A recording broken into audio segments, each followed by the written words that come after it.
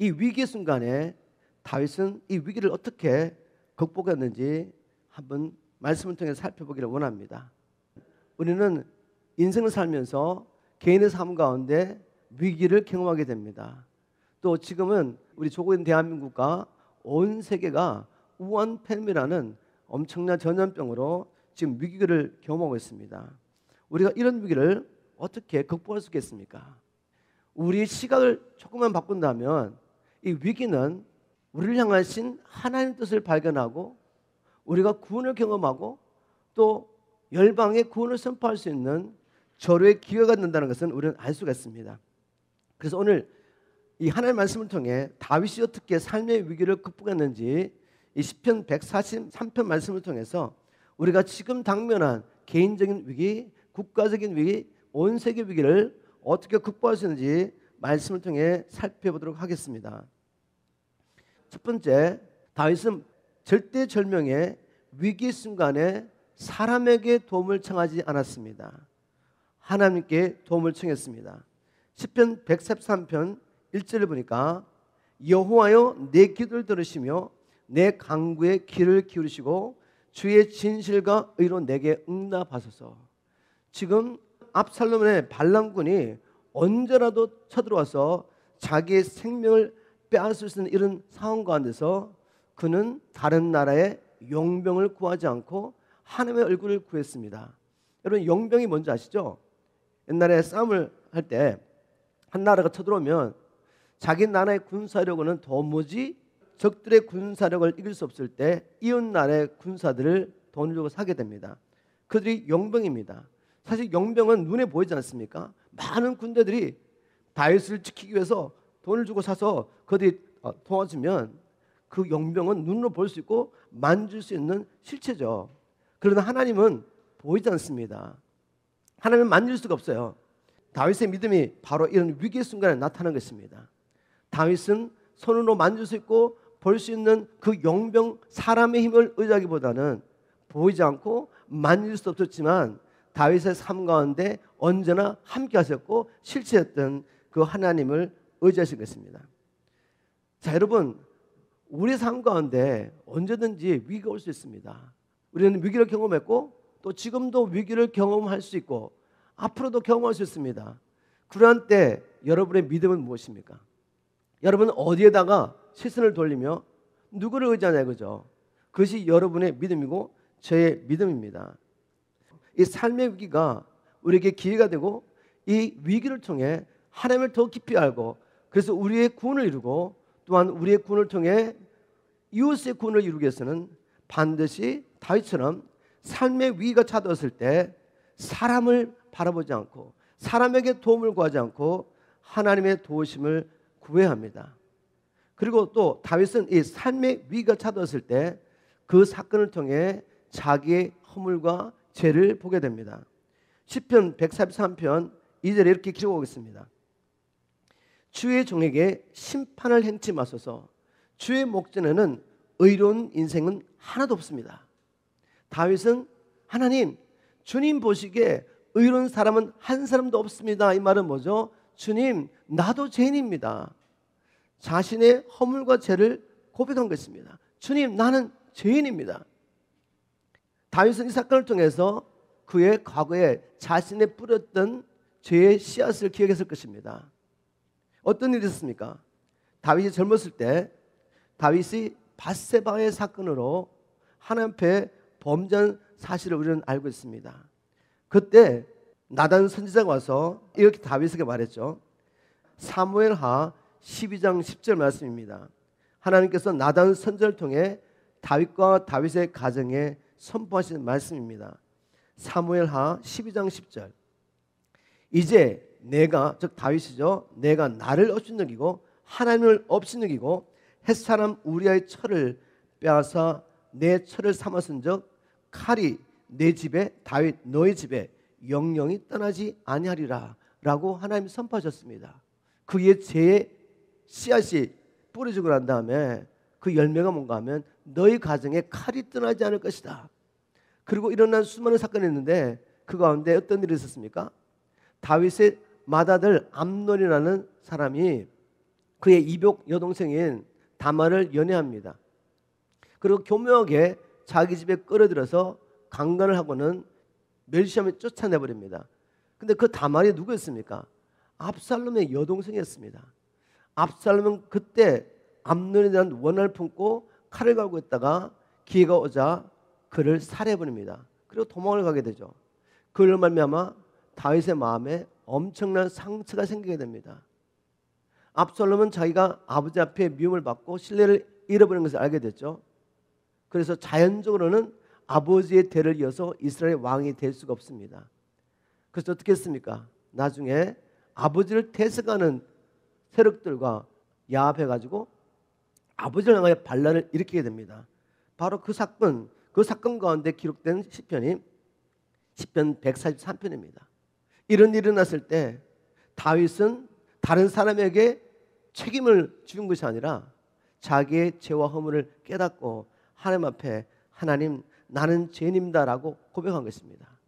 그런데 다윗이 하나님 목전에 의인은 한 사람도 없습니다 라고 고백하면서도 주의 종에게 심판을 행치 마소서라고 또 고백하게 되죠. 그 말은 무엇인가 하면 주님 비록 저는 죄인이지만 주님의 공의대로라면 저는 죽을 수밖에 없습니다. 그러나 주님 저와 제 가정과 이 나라에 자비를 베풀어 주십시오라고 하나님의 자비를 구한 것입니다. 우리는 어떠합니까? 우리가 하나님 앞에 나아가서 무언가를 구할 때 우리의 의로운 행위나 선함으로 나갈 수 있습니까? 우리 모든 죄인입니다. 죄인은 하나님 앞에 나갈 수가 없죠. 우리가 하나님 앞에 나갈 때는 바로 우리의 죄를 용서하신 예수 그리스도의 십자가의 피를 의지하여 나가는 것입니다.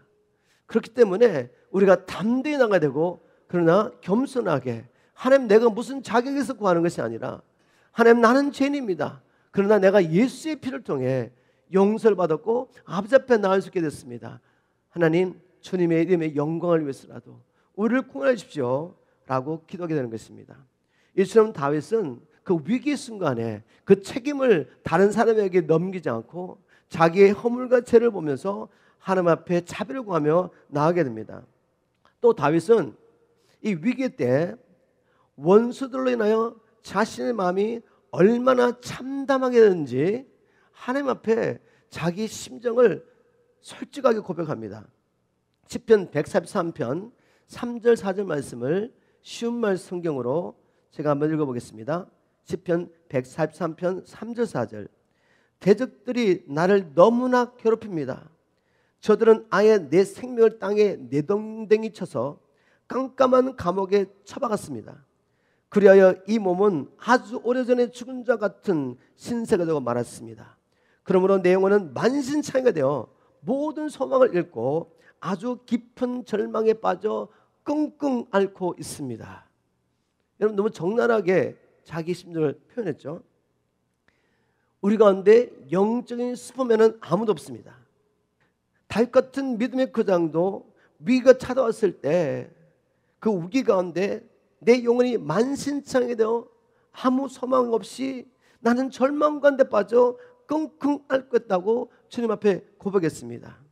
우리가 삶의 위기를 극복하려면 이런 내 내면의 영적인 상태를 주님 앞에 솔직히 고백해야 합니다. 주님 앞에 고백할 뿐만 아니라 더 나아가 우리의 믿음의 공동체 안에서 저희 교회 같은 경우는 홈처치 가운데 우리 스몰그룹으로 가족 같은 분위기에서 모여서 바로 이런 마음의 답답한 것들, 내 마음 가운데 문제들, 내가 극복하지 못한 어려움 같은 것들을 이렇게 고백해야 됩니다. 이렇게 겸손하게 우리의 연약함을 열고 고백하고 기도하는 것이 바로 우리의 안에 있는 이 절망감을 몰아낼 수 있는 하나님의 방법인 것을 믿으시기 바랍니다. 이 절망감이라는 것은 마귀가 우리 안에 형성하는 감옥이죠. 영혼의 감옥입니다. 우리 영혼을 만신창이로 만들기 위해서 마귀가 사용하는 무기들 가운데 아주 강력한 무기입니다. 이 절망의 늪에 빠진 사람은 자기 스스로는 빠져나올 수가 없어요. 누군가의 도움이 필요합니다. 하나님의 도움이 필요하죠. 그런데 그 하나님의 도움이 어떻게 옵니까? 바로 믿음의 공동체 가운데서 마음을 열고 우리의 삶을 나누고 도움을 요청하며 함께 기도할 때 주님께서 바로 그 기도를 통해, 성도들의 기도를 통해 우리 가운데 들어오셔서 우리를 회복하는 줄 믿으시기 바랍니다. 우리 마음을 열고 고백함을 통해 절망과 모난에는 이 일과 관련해서 제가 킹덤 파워 캠프 가운데 있었던 간증을 좀 나눠봤으면 좋겠습니다. 킹덤 파워 캠프, 또 모르시는 분도 계시겠지만 우리가 수십 년 동안 하고 있는 복음을 나누며 영혼들을 구원하는 사역인데, 이 3박 4일 동안 짧은 기간 동안에 많은 사람들이 하나님을 경험하고 치유와 회복을 경험한 것을 보았습니다. 어떻게 이 짧은 시간 가운데 사람들이 변화될까? 저는 사역자이기 때문에 하나님 하시는 일을 이렇게 살펴봅니다. 도대체 어떻게 사람들이 변화될까? 여러 가지 요소들이 있지만 그중에 한 가지는 뭔가 하면 바로 스몰 그룹 안에서, 자기가 정해진 테이블 안에서 마음을 열고 하나님의 말씀에 비춰서 자기 자신을 살피며 마음을 열고 고백하고 함께 모여 서로 기도하는 가운데 성령 하나님께서 일하신 것을 보게 됐습니다. 어떤 사람은 평생에 아무에게도 고백하지 못했던 자신의 은밀한 죄와 그 아픔을 바로 그 신뢰하는 그 지체들 가운데 모여서 고백하고 함께 기도할 때 하나님이 그들의 묶임을 풀어주고 그들을 사단의 송사로부터 자유케 하는 것을 저는 종종 보고 있습니다. 그런데 이런 일은 저희 킹덤 파워 캠프에서만 일어나는 일이 아닙니다. 이것은 아주 오래된 하나님의 방법이죠. 영혼들을 회복하고 치유하고 특별히 절망 가운데 있는 사람들을 구원하는 하나님의 방법인데, 바로 야고보서 5장 16절에 이 사역이 기록되어 있습니다. 야고보서 5장 16절 쉬운 말 성경에 이렇게 기록하고 있습니다. 그러므로 여러분은 서로 죄를 고백하고 병이 낫도록 서로를 위해 기도하십시오. 특히 의롭고 경건한 사람의 간절한 기도는 큰 효력이 있습니다. 여러분, 이 귀한 사역을, 하나님의 은혜의 도구를 우리가 사용해야 되지 않겠습니까? 바로 홈처치 가운데 우리가 이 사역을 해야 합니다.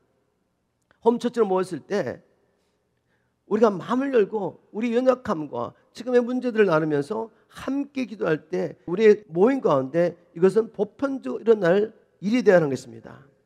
그런데 문제는 자기 마음을 열고 자기 삶을 나누는 것이 쉽지가 않다는 것입니다.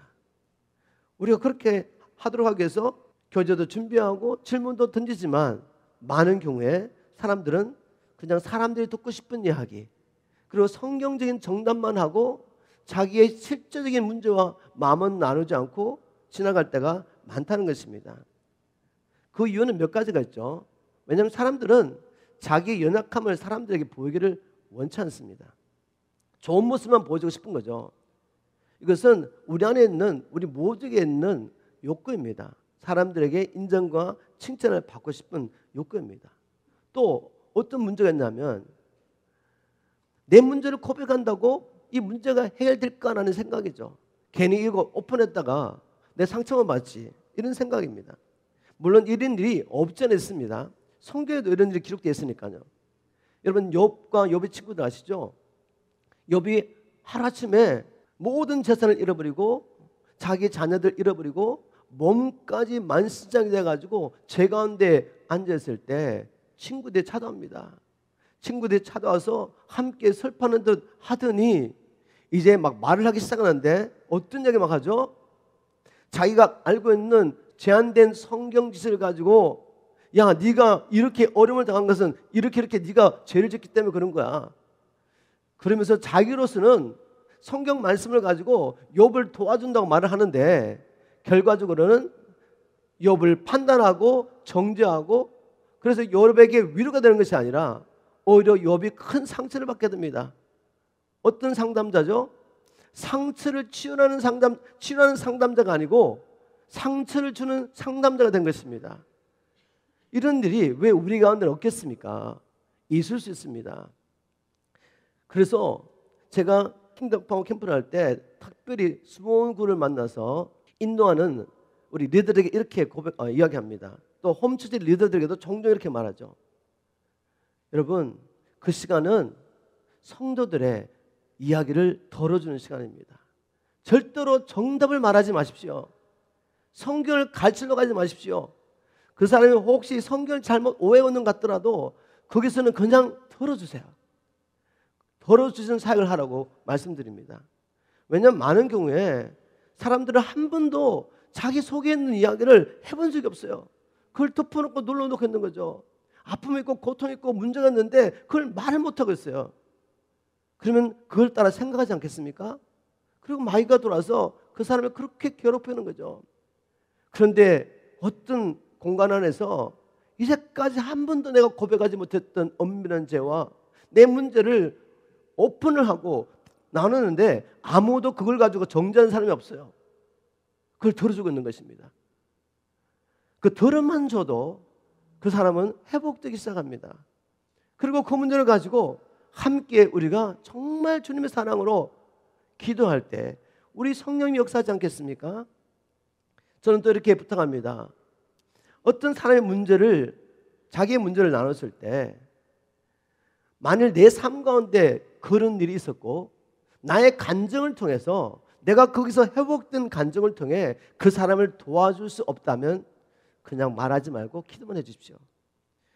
여러분, 우리가 이렇게 만들어가야 되지 않겠습니까? 우리가 왜 모였습니까? 교회는 아픈 사람, 상처 입은 사람 많이 있습니다. 온전한 사람 없습니다. 여러분이 보는 목회자도 온전하지 않아요. 하나님 보시기에는 우리가 다 온전하지 않습니다. 그런데 이 가운데서 이 공동체를 통해서 우리 각자 주신 하나님의 은사를 따라 우리가 서로 섬기면서 온전케 되어서 이제는 세상을 섬기라고 우리 여기 있는 것입니다. 우리 홈처치에 모일 때마다 힘들고 어렵지만 이걸 지나가기를 주님으로 축복합니다. 우리 홈처치 리더들이 먼저 마음을 열고 자신의 삶을 나누고 연약함을 나누고 함께 기도하면서 이런 분위기를 만들어가면서 절망 가운데 있는 사람, 정말 주님의 은혜가 필요하고 치유가 필요한 분들에게 우리 교회가, 홈처치가 또 연합된 이 교회가 하나님이 역사하시고 치료하시고 구원하시고 새롭게 하시고 주의 정도를 회복하셔서 사명을 감당케 하는 그런 교회가 되기를 주님으로 축복합니다. 자, 다윗은 또 자신의 이 절망한 상태를 하나님 앞에 솔직하게 고백했을 뿐만 아니라 이제 더 나아가서 자신의 시선을 절망적인 상황에서 돌이켜서 과거에 이미 베푸신 하나님의 놀라운 구원을 기억하며 묵상하는 데까지 나아갑니다. 시편 143편 5절 6절입니다. 시편 143편 5절 6절. 내가 옛날을 기억하고 주의 모든 행하신 것을 묵상하며 주의 손의 행사를 생각하고 주를 향하여 손을 펴고 내 영혼이 마른 땅같이 주를 사모하나이다. 여러분, 엄청난 진보가 있는 게 보이십니까? 믿음의 진보. 처음에 어떻게 시작했죠? 주님, 내 영혼이 만신창하게 됐습니다. 나 지금 죽게 되었어요. 자기 영혼이 원수들로 말미암아 만신창이 됐다고 이렇게 고백하던 다윗이 아무 소망이 없다고 깊은 절망 가운데서 끙끙 앓고 있습니다라고 고백했던 다윗이 이제 내 영혼이 마른 땅같이 주를 사모하나이다. 주를 사모하나이다. 이렇게 바뀌었어요. 보이십니까? 절망감 가운데서 끙끙거리고 있던 영혼이 이제 마른 땅같이 주를 사모하는 영혼으로 바뀌었어요. 그 사이에 뭐가 있습니까, 여러분? 다윗의 시선이 바뀌었습니다. 절망적인 상황을 바라보다가 이제 주를 바라보기 시작합니다. 그리고 그 절망적인 상황 가운데서 꼬리에 꼬리를 물고 일어나지 않을 상황까지 막 생각하면서 막 따라가다가 소망이 없죠. 이제는 과거에 하나님께서 내게 베푸신 그 많은 일들, 하나님의 놀라운 구원을 생각하고 묵상하기 시작했습니다. 그랬더니 영혼의 상태가 바뀌어버렸어요. 절망적인 영혼이 이제는 마른 땅같이 간절히 하나님을 사모하는 영으로 바뀌어버렸습니다. 영적인 원리가 뭐죠, 여러분? 우리는 생각하는 대로 산다. 이거 꼭 기억하셔야 돼요. 우리 킹덤 파워 캠프 보면 반복해서 하는 이야기겠죠. 여러분, 우리는 생각하는 대로 삽니다. 그래서 계속해서 진리의 말씀을 선포하며 진리를 먹으십시오. 성경에 이 원리가 나와 있습니다. 잠언 23장 7절 말씀을 제가 쉬운 말 성경으로 읽어보겠습니다. 무릇 그 사람이 마음속으로 생각하는 것이 곧 그의 사람 됨됨이이니이다. 그 사람이라는 것은, 그 사람의 삶이라는 것은 그 사람의 생각의 결정체라는 말이죠. 그래서 잠언 4장 23절의 말씀이 있죠. 무릇 지킬 만한 것보다 더욱 내 마음을 지켜라. 생명의 근원이 이에서 남이니라. 마음이 생명입니다. 마음이 병들면 삶은 무너지게 될 수밖에 없죠. 신약의 말씀에도 동일한 원리를 찾을 수 있습니다. 로마서 8장 5절 현대의 성경입니다. 육신을 따라 사는 사람은 육신의 일을 생각하지만 성령님을 따라 사는 사람은 성령님 일을 생각합니다. 왜 어떤 사람은 육적인 삶만 계속 살고 어떤 사람은 영적인 삶을 살고 있습니까? 그 사람이 지금 평소에 무엇을 생각하고 무엇을 먹고 무엇을 생각하고 무엇을 묵상하느냐가 그 사람을 결정짓기 때문에 바로 생각이면 생각. 결국 우리가 마음에 품고 묵상하는 것이 현실이 된다는 이 말씀이죠. 맞습니까? 우리가 이 예를 욥의 삶 가운데 찾아볼 수 있습니다. 제가 조금 전에 나눴지만 욥이 한순간에 모든 재산을 잃어버리고 가족들도 다 잃어버리고 자기 몸은 병이 들어가지고 죄 가운데 앉게 됩니다. 그런데 이런 일이 어떻게 일어났냐 이겁니다. 이런 일이 어떻게 일어났습니까? 물론 하나님께서 사단과 대화하면서 이 일을 허락하셨죠. 하나님의 허락 없이는 되지 않습니다. 그러나 사단이 와서 욥의 삶을 이렇게 무너뜨리기 위해서는 욥 쪽에서 동의해야 합니다. 문을 열어야 돼요. 어떻게 연주 아십니까? 욥기 3장 25절 26절 보겠습니다. 욥기 3장 25절 26절 이 모든 재난이 임하고 난 다음에 욥이 이렇게 고백합니다. 내가 두려워하고 무서워하던 것이 결국 나에게 닥치고 말았으니. 원리 아시겠어요? 이런 일이 일어나기도 전에 욥은 생각을 했습니다. 혹시 하루아침에 내가 모든 재산을 잃어버리면 어떡하지?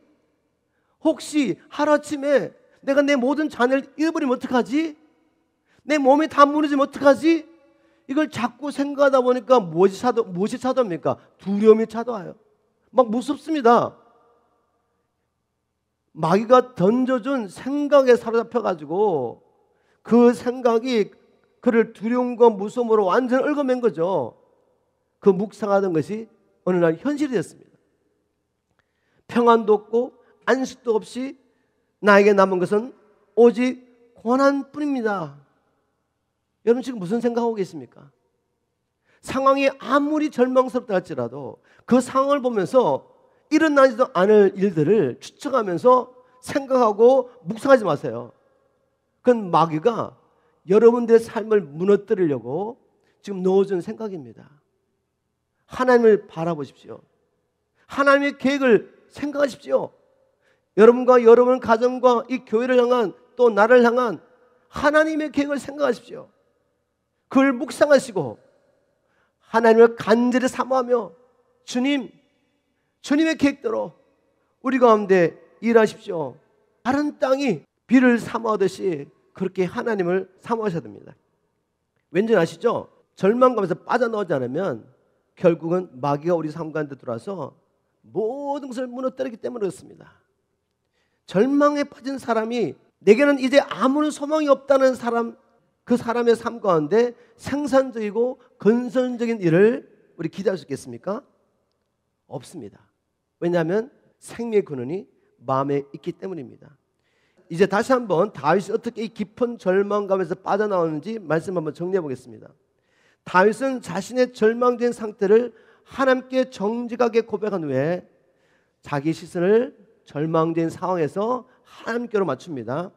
그리고 과거에 주님께서 베푸셨던 놀라운 은혜와 구원 이 사건들을 기억하며 묵상했습니다. 그리고 주의 일을 묵상하는 동안에 다윗의 영혼은 회복되면서 이제 마른 땅같이 다시 주님 예전에 행하셨던 그 일을 지금 또한 우리에게 행하십시오라고 간절한 마음으로 주님을 사모하게 되었습니다. 우리 하나님은 어떤 절망적인 상황보다도 크신 하나님입니다. 그 절망적인 상황을 극복하려면 하나님께 이 시간에 시선을 맞추시고 주님의 이미 베푸신 놀라운 일들을 기억하시기를 주님으로 축복합니다. 자, 그리고 다윗은 이 절망적인 상황에서 주님께 시선을 맞추고 그 다음에 또 보니까 자신의 영혼을 주님께 바칩니다. 그리고 이렇게 기도합니다. 아침마다 주님의 사랑의 말씀을 듣게 해주십시오. 내가 마땅히 가야 할 길을 알려주십시오 라고 기도합니다. 시편 143편 8절 말씀이죠. 내가 주님을 믿고 의지하오니 아침마다 주의 한결같은 사랑의 말씀을 듣게 주소서. 내 영혼을 주님께 바치오니 내가 마땅히 가야 할 길을 알려주소서 라고 기도합니다. 다윗은 자신의 인생의 절대절명의 위기 가운데 가장 중요한 것이 무엇인지 깨닫게 됐습니다. 그것이 무엇이었습니까? 바로 하나님의 사랑을 확증하는 것이었습니다. 다윗아, 내가 너를 한결같이 사랑한다 라는 이 주님의 사랑의 고백을 듣기를 원했던 것입니다.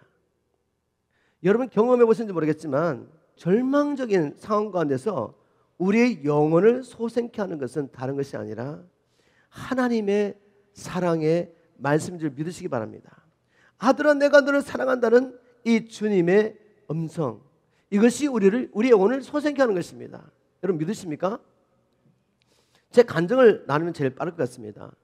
제가 처음에 주님을 만나게 됐을 때, 물론 저는 이제 어렸을 때부터 교회는 다녔지만 어릴 때는 종교로 교회 왔다 갔다 했고, 제가 20대 중반에 주님을 만나게 됩니다. 그리고 성령 세례를 경험하게 되죠. 그런데 그 이후에 제 인생에 정말 어려운 시간들이 찾아왔습니다.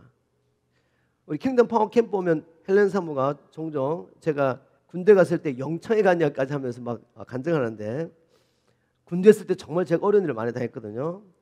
그런데 제가 주님을 만나고 난 다음에 찾아온 어려움은 그것과 정말 비교할 수가 없습니다. 건강의 문제, 또 결혼 문제 때문에 이 몸도 무너졌지만 가장 힘든 것은 제 마음이, 제 영혼이 너무나도 무너졌습니다. 그 가운데서 제가 매일 일어나서 직장을 가야 되는데 몸도 무너져 있고 마음도 무너져 있으니까 하루라도 하나님 앞에 나가서 기도하고 하나님 주시는 말씀이 없으면 움직일 수가 없었어요. 이건 경험하지 못한 사람은 알지 못한 일입니다. 내 마음을 지키기 위해서 하나님의 말씀을 읽고 외우고 묵상하는 일을 쉬지 않고 했습니다. 지금 돌아보면 하나님이 그 고난 가운데서 나를 지금의 사회에서 준비시켰구나 라는 걸 알 수 있지만 그때는 너무나 힘들고 어려웠습니다. 죽을 것 같은 절망적인 상황 가운데서 하나님이 말씀을 읽고 묵상하다가 또 말씀을 외우다가 하나님이 저를 찾아오세요. 그리고 주님의 그 사랑을 보여주시고 그 사랑을 부어주시면 내 영혼이 다시 살아나는 것을 저는 종종 경험했습니다. 제가 개척기를 두 번째 하고 있는데 첫 번째 할 때도 두 번째 할 때도 정말 어려운 순간이 정말 많습니다. 영혼을 구원하는 이사를 하려고 하다 보니까 많은 도전도 있고 또 제 연약함 때문에 일어난 일도 많이 있습니다. 그 가운데 인간적인 생각으로는 다 내려놓고 그냥 끊고 싶은 순간이 얼마나 많았겠습니까? 그런데 그때 주님께서 제게 주신 은혜는 하나님의 얼굴을 구하는 것이었죠. 하나님의 얼굴을 구할 때 그리고 제 사정을 주님 앞에 낱낱이 다 고백합니다. 주님, 나 이래서 힘듭니다. 어렵습니다. 그럴 때 주님이 저를 찾아오십니다. 그리고 다른 말씀 아무것도 하지 않으세요. 그냥 주님의 사랑을 제게 막 부어주세요. 그러면 끝입니다, 여러분. 내 영혼은 다시 살아나서 내가 마땅히 가야 할 그 길을 갈 수가 있는 것입니다. 여러분, 우리의 영혼을 살리는 것은 주님의 말씀입니다. 아침마다 주님 앞에 나갈 때마다 하나님이 주시는 이 말씀을 먹고 여러분의 영혼이 살아나기를 주님으로 축복합니다. 다윗은 이 주의 인자한 말씀을 듣는 것에 그치지 않고 이제 주님의 뜻을 따라 살 수 있도록 또 성령님의 도우심을 구하는 것을 볼 수가 있습니다. 시편 143편 10절 말씀입니다. 주는 나의 하나님이십니다. 주의 뜻을 행하도록 나를 가르치소서. 주의 성령은 선하신 분입니다. 나를 바른 길로 인도하소서. 여러분, 왜 다윗이 애초에 자기 몸에서 난 아들의 반란을 인해서 도망갈 수밖에 없는 이 위기의 상황이 벌어졌습니까? 그 뿌리를 찾아가 보면 다윗의 불순종의 죄 때문이었습니다. 불순종했기 때문에 이런 일이 났기 때문에 주님의 뜻을 순종해야 되지 않겠습니까? 하나님, 주님의 길을 보여주십시오. 그래서 주님이 주님의 길을 보여주십니다. 그래서 보여주시고 끝나면 되겠어요? 이제는 순종해야죠, 순종. 왜? 불순종으로 말미암아 이런 문제가 생겼는데 어떤 환경의 문제만 해결되면 이건 정상치로. 그게 무슨 말인지 아시죠, 여러분? 이 감기가 걸리고 독감이 걸리면은 콧물이 나고 열이 오르고 기침 맞잖아요. 우리가 감기약을 먹습니다. 그게 근본적으로 감기 바이러스를 죽입니까? 아니잖아요. 근본적으로 감기 바이러스를 죽이는 것은 내 몸이야, 내 몸. 내 안에 하나님께서 만드신 면역력 체제가 그 바이러스를 죽이는 거지, 싸워서 이기는 거지. 내가 먹는 감기약은 단지 정상치료입니다. 열을 내려주고 콧물 안 나게 잠시 막아주고 몸 안 아프도록 그냥 통증을 그냥 못 느끼게 해주는 것 뿐이죠. 그죠? 우리의 삶의 문제도 마찬가지입니다. 이 삶의 문제, 우리의 삶 가운데 일어나는 모든 문제의 뿌리는 아담의 타락부터 지금까지 문제는 간단합니다. 시편 107편 10절 11절 말씀에 보면 사람의 사망과 흑암에 그늘 앉으며 올무에 매는 것은 주는 자의 뜻을 거역하며 하나님의 말씀에 불순종하기 때문입니다. 맞습니까? 다윗도 마찬가지인 거죠. 다윗이 이 위기의 상황이 된 것은 불순종의 죄 때문이었습니다. 그래서 하나님, 주님의 말씀을 제게 주십시오. 내가 어떻게 행할 것을 가르쳐 주십시오. 말씀을 주셨어요. 근데 순종하지 않으면 어떻게 되겠어요? 문제 해결은 안 되는 거죠. 어떤 상황이 바뀐다고 그래가지고 근본적 문제 해결 안 되면 또 그 문제 찾아오는 것입니다. 그래서 다윗은 주님, 이제는 하나님의 길을 보여줄 뿐만 아니라 이것을 행할 수 있도록 나를 가르쳐 달라고 성령님의 도우심을 구하는 것입니다. 구약의 성도나 신앙의 성도나 우리 안에는, 우리 육신 안에는 하나님의 뜻을 알아도 행할 수 있는 능력이 없습니다. 그래서 우리가 부지런히 성경 말씀을 통해 하나님의 뜻을 성령의 빛 가운데 찾는 것도 중요하지만 또 무엇이 필요합니까? 인정해야죠. 주님, 내게는 이 뜻을 행할 수 있는 능력이 없습니다. 겸손하게 성령님, 나를 도와주십시오. 넘어지고 쓰러졌을 때 주님 앞에 나가서 주님, 이것이 나입니다. 주님의 도움이 없이는 이렇게 무너지고 쓰러질 수밖에 없는 게 나입니다라고 고백하세요. 우리 슈퍼맨 아니잖아요. 주님의 도움이 없으면 한순간도 살 수 없는 그런 연약한 인간입니다. 그런데 놀랍게도 주님은 이렇게 가난한 심령으로 주님을 찾아오고 애통하는 마음으로 주님을 찾아오는 영혼들을 너무 기뻐하세요. 상한 심령, 애통하는 마음, 이것이 하나님이 기뻐하시는 산제사인 것을 다윗은 경험적으로 알게 됐습니다. 하나님께 도움을 구하는 것 하나님 너무 기뻐하시죠. 결국 이러한 과정을 통해 다윗은 위기를 극복합니다. 그리고 그 위기를 통해 하나님을 더 깊이 경험하게 되고 하나님께 주의 마음에 합한 자는 칭을 받게 되죠. 제가 마지막으로 중요한 질문을 하나 던지면서 말씀을 맺었으면 좋겠습니다. 어떤 질문이냐면, 왜 하나님은 성도의 삶 가운데 이런 위기의 순간을 허락하십니까? 라는 질문입니다. 왜 이런 위기를 허락하시죠? 우리 하나님은 우리의 유익이 아니라면, 그리고 궁극적으로 그 일을 통해 하나님이 영광을 받으시지 않는다면 어떤 일도 허락하지 않습니다. 믿습니까, 여러분? 그래서 이 위기에도 이유가 있다는 것입니다. 하나님의 계획이 있습니다. 하나님 왜 우리에게 이 위기를 허락하십니까? 다윗의 삶을 보니까 하나님은 위기를 통해 우리가 하나님을 찾도록 합니다. 위기 순간에 다윗은 간절히 하나님께 나아갔죠. 하나님의 도움을 구하며 나아갔습니다. 그리고 하나님은 이 위기를 통해 우리 자신의 허물과 죄를 보기를 원하십니다. 다윗이 그렇게 했습니다. 그 위기 순간에 허물과 죄를 보게 됐습니다. 그리고 더 나아가서 이 위기 순간에 이제는 간절하게 하나님의 구원을 사모하며 마른 땅처럼 내 영혼이 하나님을 사모합니다 라는 지경까지 우리를 끌고 오시는 거죠. 우리 주님 우리를 너무 사랑하십니다. 신랑이신 주님 우리를 질투하기까지 사랑해요. 우리가 하나님의 은혜를 받게 되면 어느 순간에 또 시선을 돌이켜가지고 세상을 바라볼 때가 얼마나 많습니까? 사랑하는 신부가 자기 외에 다른 것들을 바라보면서 그걸 누리고 있는 거 보면 우리 주님은 가만히 계실 수가 없어요.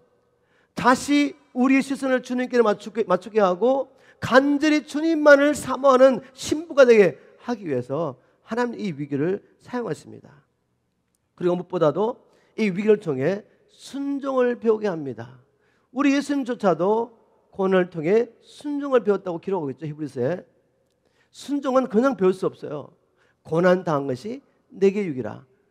이를 인하여 내가 주의 윤리를 알게 되고 고난 당하기 전에는 거래 행하였으나 이제 이 고난을 통해 나는 순종을 배우게 되는 것입니다. 그래서 결국 어떤 결과가 나오죠? 하나님을 믿고 순종하는 하나님의 참 예수 그리스도의 제자가 되므로 우리의 구원을 이루게 되는 것입니다. 여러분 꼭 기억하십시오.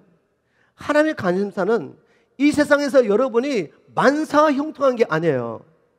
어떤 사람에게는 질병으로, 어떤 사람에게는 재정의 문제로, 어떤 사람에게는 어떤 내가 극복하지 못하는 어떤 묶임으로, 자녀의 문제로 하나님께서 우리를 위기를 허락하십니다.